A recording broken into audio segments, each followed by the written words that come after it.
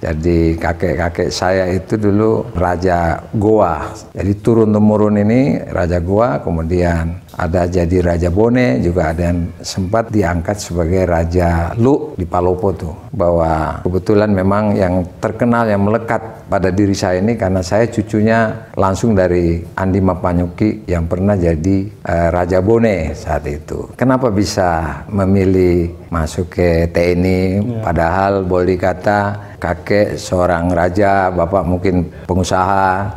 Dengan keberadaan saya sebagai Pangdam ini, saya akan menjalankan tugas ini sebaik mungkin, semaksimal mungkin, seperti apa yang diperintahkan oleh Bapak Kasat ke saya pada saat setelah saya dilantik, yaitu kita harus mempelopori usaha-usaha untuk mengatasi kesulitan rakyat sekelilingnya.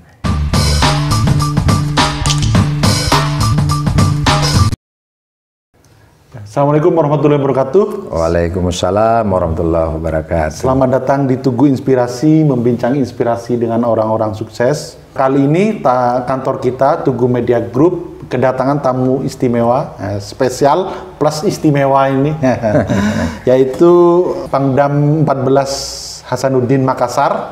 Beliau Maijen TNI Andi Muhammad, betul Pak ya? Ya, betul. Panglima, siap. Beliau adalah sebelumnya adalah Pangdiv 2 Kostrat Singosari. Baru 31 Januari kemarin berpindah ke tanah kelahiran Makassar. Nah, ini beliau menarik ini. Makassar ini kalau kita lihat di di nasional itu kan banyak orang-orang hebat. Ada Pak Yusuf Kalla, salah satunya Pak Pangdam ini, kira-kira seperti itu. Dan ini pulang kampung ya. Iya, betul Pak. Dan beliau ini, yang menarik dari beliau ini adalah meneruskanlah perjuangan kakek beliau, yaitu Raja Andi Mapanyuki, yaitu Raja Bone dan juga Bupati Bone kalau nggak salah ya. Nah, dan ini kita karena Tugu Inspirasi, kita ingin membincang inspirasi tentang kisah sukses Panglima, sehingga menjadi Pangdam 14 Hasanuddin ini kan bukan perjalanan yang mudah dan bukan perjalanan yang sebentar gitu ya. Mungkin bisa diceritakan ini kan kenapa dulu sejarahnya menjadi tentara. Ini kan ayah kan pengusaha sukses dan kakek Raja Bone. Kenapa memilih jalur tentara kira-kira seperti itu? Terima kasih Mas. Sebelumnya saya ucapkan dulu selamat hari ulang tahun pers nasional ya, dan juga hari ulang tahun Tugu Media Group ini yang ketiga ya, kalau nggak salah ya. Selamat, saya kira ini hari ini baik bagi saya, dan saya berkunjung ke Tugu Media Group ini dalam rangka sharing, seperti yang tadi dikatakan, memberikan inspirasi. Ya betul, saya lahir dari kalangan kerajaan gitu ya tadinya, turun-temurun lah. Jadi kakek-kakek saya itu dulu Raja Goa. Jadi turun-temurun ini Raja Goa, kemudian ada jadi Raja Bone, juga ada yang sempat diangkat sebagai Raja Lu di Palopo tuh. Nah, ini 3 kerajaan terbesar di Sulawesi Selatan ini yang sangat dikenal. Seperti tadi dikatakan bahwa kebetulan memang yang terkenal, yang melekat pada diri saya ini karena saya cucunya langsung dari Andi Mapanyuki yang pernah jadi Raja Bone saat itu. Tahun 1931 kakek saya itu dilantik sebagai Raja Bone. Kemudian terkait dengan pertanyaan tadi Mas, kenapa bisa memilih masuk ke TNI, padahal boleh dikata kakek seorang raja, bapak mungkin pengusaha. Jadi begini, memang di dalam kehidupan saya sejak kecil sampai besar itu selalu dihadapkan dengan kehidupan yang penuh dengan feodal gitu ya, feodalisme. Artinya gini, di dalam kehidupan kerajaan itu pasti ada tatanan ya, tatanan yang boleh dikata memang sudah anak-anak itu harus mengikuti bagaimana menghormati orang tua, bagaimana artinya harus mengikuti dalam keharian itu, dalam keluarga itu kita tidak boleh sembarangan lah gitu. Dalam kehidupan saya ingat itu waktu kecil itu, bagi saya itu kalau begitu lahir, kata ibu saya lahir tuh begitu lahir sudah ada yang mengasuh. Jadi setiap lahir saudara saya ada lagi sudah ada yang ngasuh gitu, yang mengasuh. Nah, kemudian setelah itu saya diajarin dan diproteksi lah, artinya tidak boleh sembarangan. Jangankan ini pegang sapu aja kan kadang nggak boleh. Iya. Kata kalau orang Jawa itu bilang pamali gitu kan, apalagi misalnya yang kerja lain, nggak boleh nak kamu ini nak, sudah ada yang kerja gitu kan. Iya. Tapi itu jadi pertanyaan dalam diri saya pada saat itu, kenapa saya nggak boleh? Padahal saya pingin juga seperti yang lain gitu kan. Nah, tapi memang di dalam kehidupan saya itu feodal tapi ada demokratis, ada pilihan, tapi yang hal-hal seperti itu tidak boleh. Nah, terus saya di dalam jiwa saya itu dulu sering kalau misalnya dibilang jam sekian harus pulang. Nah, saya kadang-kadang ini agak lewat waktulah, bukan memberontak, tapi kadang kalau harus pulang dari kegiatan sore itu 5:30 paling lama, saya kadang-kadang lewat.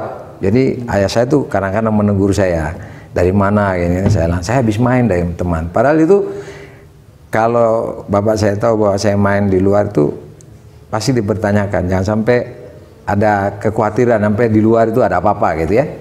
Nah, itu, tapi saya berusaha bagaimana membawa diri saya, kok di luar itu kok enak aja ya bergaul orang, kok tapi kalau pulang di rumah kok harus begini. Tatanannya itu sudah ada gitu, bangun tidur biasa, mandi, tadarusan misalnya di rumah kan, kemudian sudah ada yang ngatur semua tuh ya. Nah, terus kenapa sampai saya masuk tentara? Nah, pada saat itu saya persingkat, saya masuk SMA, kebetulan SMA saya ini SMA favorit di Makassar, SMA Negeri 2 Makassar. Di sana juga SMA Negeri 2 ini begitu ketat disiplin, kita semua didisiplinkan mulai dari ujung kaki sampai rambut. Harus sepatu itu dalam keadaan bersih, pakai kaos kaki, tidak boleh sembarangan, pakai sabuk, dan rambut itu harus dicukur setiap tanggal 10. Jadi tidak boleh lebih dari 2 cm. Ah, itu. Di situ saya mendapat inspirasi, oh seperti ini ya. Apa ini? Oh, ini pendisiplinan. Tapi saya berpikir ini bagus. Tiba-tiba pas saya kelas 2, saya melihat banyak taruna yang sering datang ke SMA, ternyata itu lulusan SMA 2. Di situ saya terinspirasi. Di situ saya lihat, boleh nggak saya ikut ini ya? Tapi saya belum tahu kehidupan taruna itu kan kayak apa, militer itu kayak apa. Karena tadi itu saya katakan di dalam kehidupan saya di sehari-hari waktu di rumah, waktu masih SD, SMP itu kan begitu diproteksi dengan aturan-aturan dalam rumah tangga, dalam keluarga kerajaan itu. Jadi, tapi waktu saya lulus, saya tidak langsung tes taruna, tidak. Saya sempat juga mendaftar di UNHAS, Universitas Hasanuddin. Nanti setelah tahun berikutnya, tahun 84, saya lulus tahun 83, 84, baru saya merasakan, oh ini kayaknya saya bisa ikut tes ini. Dan lihat kapasitas saya dalam diri saya, oh ini saya bisa, kok itu bisa, saya nggak bisa gitu. Ya, akhirnya saya ikut. Ternyata alhamdulillah lulus, berangkat ke Magelang. Di Magelang karena baru tes, belum kehidupan full sebagai militer, baru tes, saya masih ikut lanjut. Tapi setelah ikut taruna, baru saya tahu, begitu keras didikan di akademi militer itu, luar biasa. Bahkan boleh dikata semua kaget, saya pun kaget, teman-teman kaget, mungkin semua merasakan kaget ya, karena ya kehidupannya begitu, harus bangun sebelum subuh, belum azan kita sudah harus senam baru, dan seterusnya itu kita ketat sekali ya, waktu yang harus kita ikuti itu. Jadi saya berpikir waktu itu, loh kok ini bertentangan dengan kehidupan saya sebelumnya. Tapi saya Mas, ini terus terang, saya mau berusaha melawan itu waktu itu. Jadi saya terbuka bahwa saya waktu itu merasa, loh kok ada yang anu ya, dalam batin saya. Sisi lain saya lahir dari kehidupan seperti tadi ya, begitu feodal, begitu semua ada yang mendukung kehidupan saya. Ini harus mandiri, harus artinya dilatih dengan keras. Nah di situ.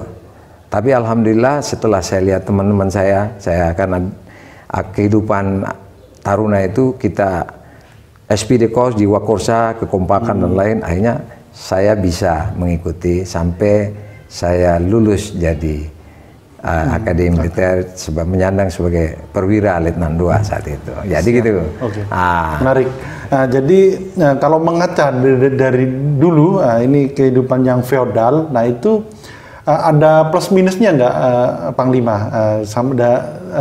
Dan apa itu menurut Panglima dalam mendidik anak, untuk ke depan, nah itu budaya feodal ini diperlukan atau sekarang sudah berubah zamannya?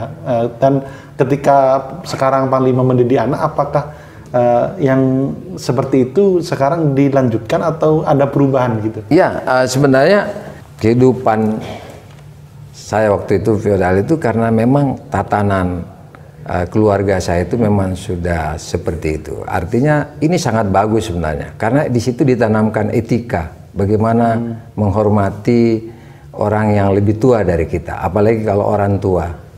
Jadi tidak boleh sembarangan. Saya ingat dulu itu kalau misalnya saya punya kakak, saya harus menghargai apapun namanya, artinya saya punya kebutuhan, tapi kakak saya butuh barang itu misalnya, terpaksa saya serahkan karena saya menyadari bahwa saya menghargai kakak saya. Demikian juga adik saya kepada saya. Kemudian juga bahwa kehidupan waktu saya kecil itu banyak memang diinspirasi oleh kehidupan dalam beragama ya, terutama saya sebagai muslim, karena saya harus bangun jam 4 sebelum sholat subuh itu sudah harus bangun. Kemudian persiapan tuh sholat berjamaah dengan orang tua. Jadi kita dibangunkan semua untuk sholat berjamaah. Kadang-kadang dibawa ke masjid. Dan tidak ada sedikit waktu pun menunda itu namanya ibadah, sholat. Terutama sholat 5 waktu. Itu saya lihat tuh. Tapi memang kalau yang berkaitan dengan mungkin seperti kehidupan sehari-hari seperti membersihkan rumah, membersihkan ini, itu dulu karena banyak orang di rumah sehingga saya tidak diperlukan mungkin tenaga saya ya. Siap. Padahal harusnya saya juga dilatih ya waktu itu.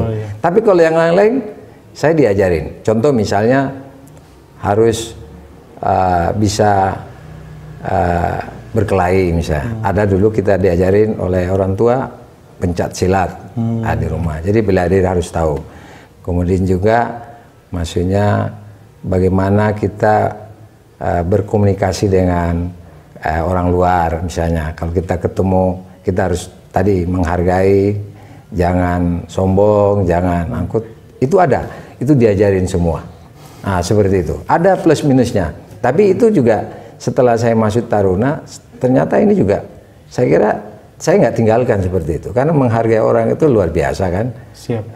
Saling menghargai kan itu bagian dari kehidupan kita, harusnya memang seperti itu, apalagi kita orang timur. Jadi budaya feodal itu maksudnya bukan maksudnya bukan dimanja 100%, tapi juga ada pendidikan yang luar biasa gitu dan ya. Betul itu. Artinya memang saya diproteksi dengan contohnya tidak boleh sembarangan keluar ya seperti itu. Tapi diberikan juga kebebasan, silakan kamu di rumah mau apa misalnya, mau belajar apa, mau ini. Kalau memang saya butuh sesuatu, saya dipanggil dari luar masuk ke dalam misalnya ke lingkungan rumah saya, gitu kan? Gitu. Seperti itu. Oke. Panglima, ini menarik lagi. Ini kan putra raja dan putra bupati gitu ya. Mohon maaf, cucu bupati dan putra dari pengusaha yang hebat. Nah, itu apa ada beban dalam meniti karir gitu, dalam meniti karir Panglima itu ada beban nggak? Dan itu menjadi beban atau menjadi motivasi ya bagi Panglima? Kalau beban sih tidak ada. Saya dalam mengikuti pendidikan SD, SMP, SMA sampai masuk pendidikan akademi militer itu tidak ada beban sebenarnya. Hanya memang saya jadikan tantangan bagi saya karena merubah bukan mindset tapi perasaan saya yang biasa dalam kehidupan dengan keluarga, tiba-tiba saya harus mandiri jadi taruna. Itu berat, memang berat. Saya akui bahwa pada saat itu saya merasa bahwa loh kok seperti ini dalam diri saya. Wah, bahkan terlintas bahwa saya lebih bagus pulang saja lah. Tapi begitu saya lihat teman-temannya hampir sama begitu, tapi teman-teman saya lihat juga sedih, saya juga sedih. Wah, akhirnya timbul rasa ayo kita sama-sama aja, kita semangat. Dan alhamdulillah teman-teman saya yang sekarang ini banyak yang dalam satu waktu masih tingkat boleh kata masih candra di muka itu ya. Kan dari baik dari darat, laut, udara, bahkan kepolisian, hampir rata-rata ini berhasil semua ini teman-teman saya yang satu peloton pada saat itu ya. Jadi tidak ada beban sama sekali, tapi itu jadikan tantangan pada diri saya. Dan alhamdulillah ya saya begitu dinyatakan masuk Taruna Akmil, saya berusaha semaksimal mungkin menyesuaikan dengan aturan yang berlaku pada saat itu. Siap, Panglima. Menarik. Jadi kalau sekarang Panglima sudah sekitar 33 tahun ya, jadi betul. Prajurit. Ya. Nah itu yang paling berkesan apa Panglima selama 33 tahun mengabdikan diri pada negara gitu? Ya, terus terang ya bahwa kalau dibilang yang berkesan selama saya menjalani kehidupan militer sampai hari ini sebenarnya banyak, tapi yang paling utama itu pada saat-saat kita melaksanakan tugas-tugas seperti tugas-tugas operasi, dikirim ke daerah-daerah yang boleh dikata ada konflik di sana, sehingga waktu saya masih perwira pertama saya sudah pernah juga ditugaskan baik itu ke Timur-Timur, ke Aceh, ke Papua, dan bahkan saya pernah ke Kamboja waktu itu peacekeeping pasukan perdamaian tahun 92 itu saya pernah di sana.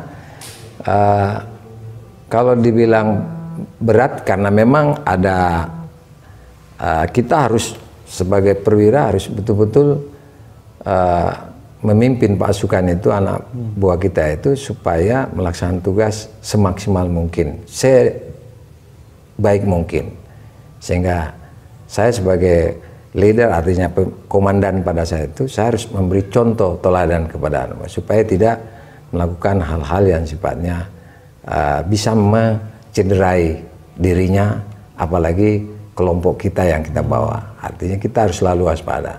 Itu yang berat. Apalagi misalnya kita di daerah-daerah rawan dengan artinya kita rawan terhadap ancaman dari musuh itu.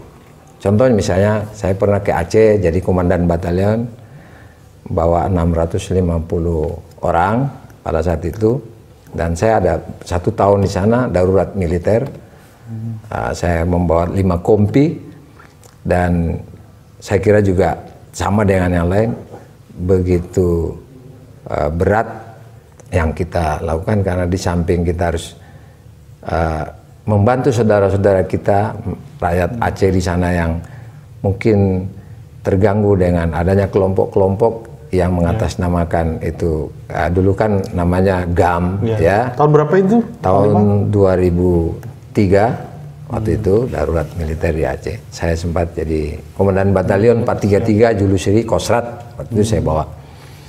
Dan saya di situ melakukan cara-cara dan teknik bagaimana supaya bisa mendekati saudara-saudara kita yang Aceh ini yang belum, artinya masih punya pemikiran ingin memisahkan diri dari NKRI dengan segala cara.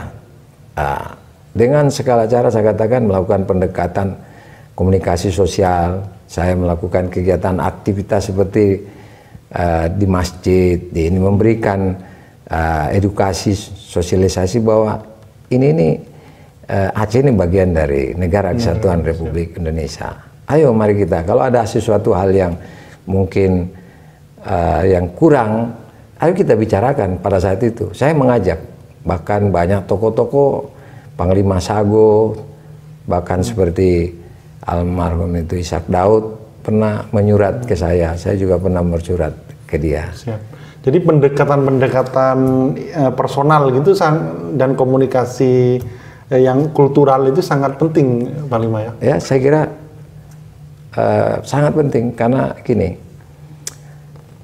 siapapun orang datang ke daerah lain kan harus dikenal.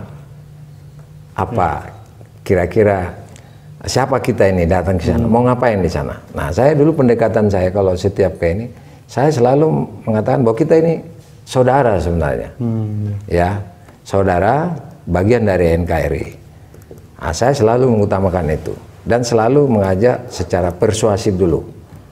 Nah, mungkin persuasif bisa diplomasi, bisa melalui ya orang yang bisa kita percaya bahwa coba kalau memang ada, coba datang ke sini kita. Apa sih yang dia rasakan apa?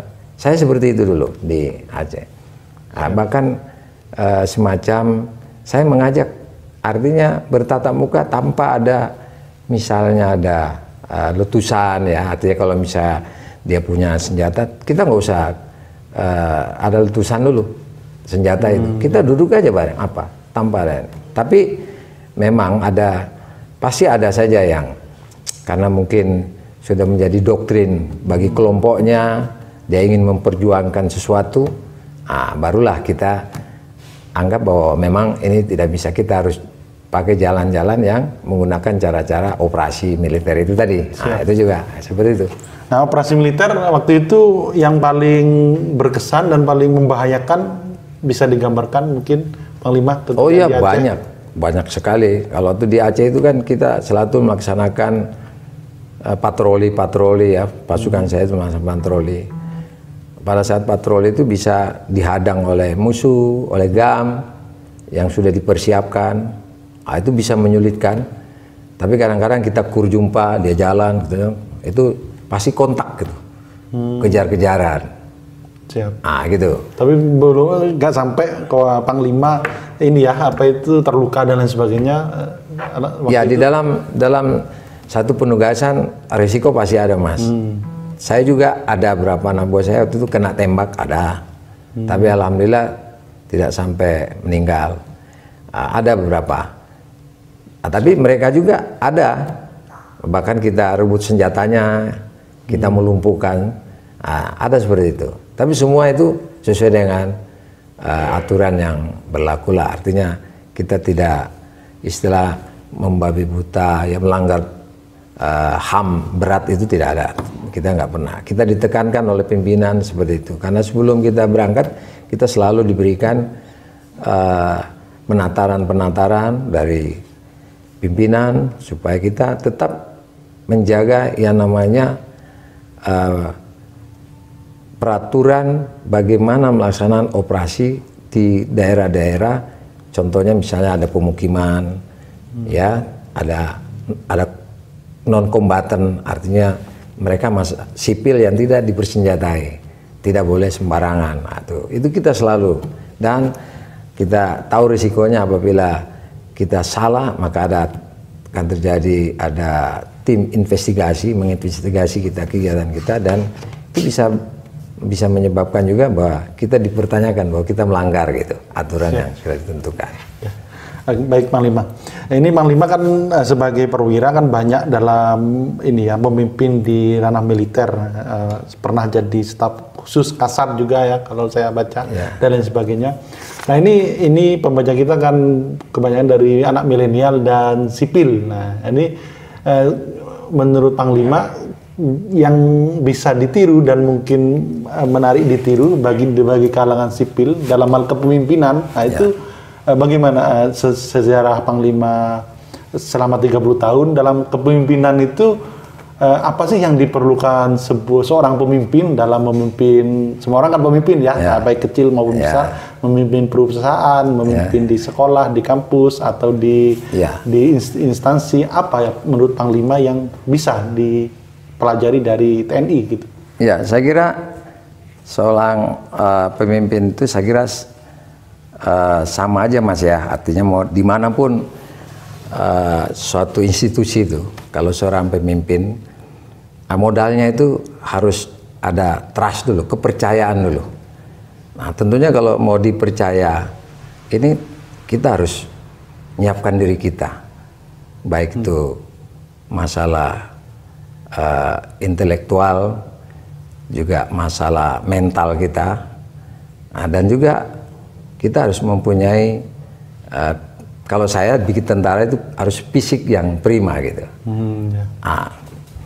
Kemudian di dalam kepemimpinan itu kita harus memberikan juga contoh tauladan. Jadi jangan sampai kita seorang pemimpin bisa memberikan arahan, perintah kepada anak bahwa harus berbuat seperti ini, tapi pemimpinnya sendiri ya nggak bisa lakukan itu, malah melanggar itu. Nah, itu kan tidak bagus. Bagi kalangan milenial sekarang, mungkin yang perlu ini harus anak-anak kita sekarang ini harus mulai dari sedini mungkin nih diajarin disiplin waktulah.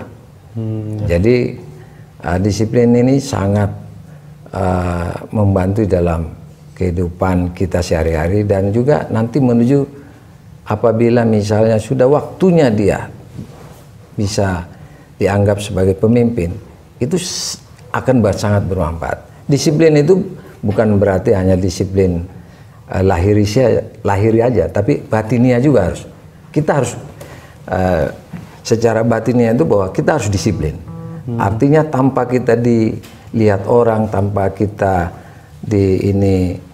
perhatikan oleh anak buah kita, kita harus sadar bahwa saya ini seorang perwira, misalnya seorang pemimpin yang harus berbuat seperti ini. Jadi harus betul-betul menjadi contoh gitulah, gitu. Siap. Oke, baik Panglima, apa itu dalam hal disiplin ya, kemarin sempat kita ulang tahun ada salah satu kepala UJK Malang, itu mengeluhkan, mungkin bercerita lah, beliau bercerita bahwa anak milenial sekarang ini kreatif, tapi kalau disiplin ini agak kurang. Nah, itu apa dirasakan juga sama Panglima, dan apa untuk menekan kedisiplinan bagi anak milenial yang kreatif itu, formula apa yang mungkin bisa dilakukan oleh orang tua gitu? Ya, saya kira begini, saya juga tadi saya katakan bahwa saya walaupun hidup dalam keluarga yang kerajaan feodal, tapi saya diajarin disiplin. Yang tadi saya katakan, semua saudara saya itu kalau sudah subuh sudah harus bangun. Tidak ada lagi cerita tidak bangun, kita semua membersihkan diri, ambil wudhu, terus sholat berjamaah. Itu kan penanaman disiplin yang sangat utama itu dalam kehidupan kita, bahwa kita, orang tua kita mengajarkan itu. Kemudian misalnya waktu-waktu harus makan, kita harus makan misalnya sama satu keluarga, kita harus duduk di meja makan terus. Kemudian juga kita misalnya kita janji sama orang, misalnya jam sekian, tolong kalau bisa berusaha menepati janji itu, jangan sampai keluar dari janji. Kalau bisa datang duluan. Itu seorang calon-calon pemimpin itu kalau sudah mengatakan itu harusnya yang dikerjakan, seperti itulah. Siap. Menarik sekali ini Panglima. Ini Panglima izinkan kurang setahun atau mungkin kalau ada peraturan berubah kurang 2-3 tahun lagi pensiun. Nah, Ini mimpi yang belum terlaksana di TNI, apa yang mungkin target selama 3 tahun ini, apa yang ingin Panglima lakukan gitu? Gini, saya sangat bersyukur karena saya diberikan kepercayaan oleh pimpinan saya dalam hal ini Panglima TNI dan Kasat menjadi Panglima Komando Daerah Militer 14 Hasanuddin. Sebenarnya dari sisi target saya di militer ini untuk jabatan saya pikir saya sudah sangat bersyukur bisa menempati Panglima Komando Daerah Militer atau Pangdam ini kan. Tapi yang jelas bahwa saya punya niat bahwa bagaimana dengan keberadaan saya sebagai Pangdam ini, saya akan menjalankan tugas ini sebaik mungkin, semaksimal mungkin. Paling tidak bagaimana prajurit-prajurit saya nanti yang saya pimpin ini betul-betul bisa berbaur dengan masyarakat, ya, tidak mengedepankan pendekatan militer, tapi mengedepankan pendekatan kehidupan sebagaimana layaknya kita bermasyarakat seperti itu. Walaupun memang bahwa tugas militer itu pasti ada, tapi kalau kita hidup di masyarakat itu harus betul kita mengenal seperti apa yang diperintahkan oleh Bapak Kasat ke saya pada saat setelah saya dilantik, yaitu kita harus mempelopori usaha-usaha untuk mengatasi kesulitan rakyat sekelilingnya. Jadi saya akan berusaha prajurit saya ini keberadaannya dimanapun dia berada itu harus dirasakan oleh masyarakat di sekelilingnya, dalam hal kehidupan sehari-hari ataupun mungkin dalam hal-hal tertentu. Contohnya misalnya gini Mas, kan di dalam dinamika hidup ini kan ada mungkin yang lagi beruntung, ada yang lagi susah, ya gitu kan, atau mungkin ada musibah, ada bencana dan lain sebagainya. Sehingga prajurit saya ini akan saya siapkan, selain dia prajurit yang profesional, dia harus selalu ada jiwa ingin membantu masyarakat, untuk menolong masyarakat yang sedang merasakan kesulitan itu. Ya, seperti itu. Jadi berbaur dengan masyarakat dengan hati lah, kalau kira-kira seperti itu. Ya. Baik, ini di sesi terakhir Panglima, ini kan kita di rubrik Tugu Inspirasi, jadi menginspirasi orang. Ini Panglima kan perjalanan hidup sudah sangat panjang gitu ya. Nah, kalau disimpulkan dari perjalanan hidup yang panjang itu, 3 hal saja Panglima yang perlu dimiliki oleh seseorang itu apa? Kalau dirangkum dalam 3 hal, atau 3 kata gitu, apa gitu? Yang jelas prinsip hidup saya bahwa bagaimana hidup saya ini bisa bermakna dalam setiap kesempatan, dalam setiap aktivitas. Jadi makna dalam baik itu pada diri saya maupun kelompok yang ada di sekitar saya ataupun bangsa dan negara ini. Mana dalam arti kata bahwa hidup itu tidak boleh begitu saja, artinya datar-datar saja, tapi harus bermakna. Bermakna dalam arti kata bahwa kita harus selalu inspiratif dan inovatif dalam menghadapi kehidupan itu. Kenapa saya katakan? Saya sudah mengalami bahwa saya kan ini sejak jadi perwira, saya keliling dari Polri ke atas, hampir pulau semua sudah saya datangilah, ya. Dan di mana saya bertugas, saya selalu memperhatikan lingkungan saya, di mana saya berada. Dan di situ saya perhatikan bahwa di lingkungan ini ada kesulitan-kesulitan seperti ini. Saya selalu masuk ke dalam konteks itu. Misalnya dia butuh ini, saya berusaha mendekat diri. Paling tidak kalau saya tidak bisa membantu secara langsung, paling tidak saya memberikan suatu wejangan, mengarahkan dia bahwa kita harus seperti ini. Itulah makna dari hidup itu. Itu pertama. Kedua apa? Kemudian yang kedua kita harus disiplin tadi ya. Hidup itu harus disiplin. Artinya kalau mau berhasil itu harus disiplin dan harus dipercaya. Harus tas. seseorang yang tidak disiplin, saya yakin tidak akan bisa berhasil sesuai dengan apa yang diceritakan. Seperti saya, kalau saya mungkin tidak mulai dari lahir, terus saya dididik, terus saya punya prinsip bahwa oh saya harus menghargai orang tua, saya harus tepat waktu, tidak mungkin saya bisa seperti ini jadi Panglima Komando era militer 14 Hasanuddin ini.